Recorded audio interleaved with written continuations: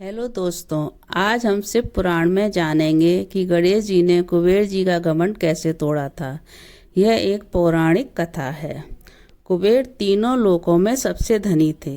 एक दिन उन्होंने सोचा कि हमारे पास इतनी संपत्ति है, लेकिन कम ही लोगों को इसकी जानकारी है। इसलिए उन्होंने अपनी संपत्ति का प्रदर्शन करने के लिए एक भव्य भोज का आयोजन करने की बात सोची।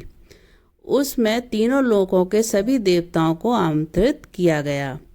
भगवान शिव जी उनके इष्ट देवता थे, इसलिए उनका आशीर्वाद लेने वे कैलाश पहुँचे और कहा, प्रभु, आज मैं तीनों लोकों में सबसे धनवान हूँ। यह सब आपकी कृपा का फल है।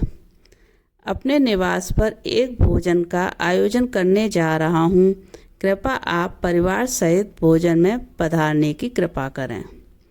भगवान शिव कुबेर के मन का अहंकार ताड़ गए। बोले, बस मैं कहीं बाहर नहीं जाता। कुबेर गिड़गिड़ाने लगे और मनाने लगे, आपके बगैर तो मेरा सारा आयोजन बेकार चला जाएगा। तब शिव जी ने कहा, एक उपाय है। मैं अपने छोटे बेटे गणपति को तुम्हारे भोज में जाने को कह दूंगा। कुबेर संतुष्ट होकर लौट आए। नियत समय पर कुबेर ने भव्य भोजन का आयोजन किया। तीनों लोकों के देवता पहुंच चुके थे। अंत में गणपति आए और आते ही कहा, मुझको बहुत तेज भूख लगी है, मुझे भोजन दो। भोजन कहाँ है? कुबेर उन्हें ले गए। भोजन से सजे कमरे में सोने की थाली में भोजन परोसा गया। क्षण भर में ही परोसा गया भोजन सारा भोजन खत्म कर गए। दोबारा खाना परोसा गया, उसे भी खा गए।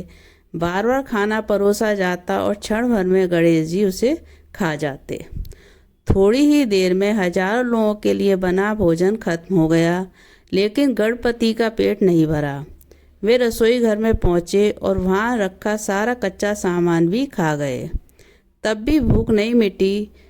तब सब कुछ खत्म हो गया तो गणपति ने कुबेर से कहा, जब तुम्हारे पास कुछ खिलाने के लिए कुछ था ही नहीं, तो तुमने मुझे न्योता क्यों दिया? यह बात सुनकर कुबेर को बहुत लज्जा आई और उनका अहंकार कि उनसे ज़्यादा धन दौलत किसी पर नहीं है, टूटकर चकनाचूर हो गया। इसलिए कहते हैं कि कभी अपने धनवान होने का घमंड नहीं करना चाहिए। हमेशा सबके प्रति सरल स्वभाव ही रखना चाहिए। जय श्री गणेश।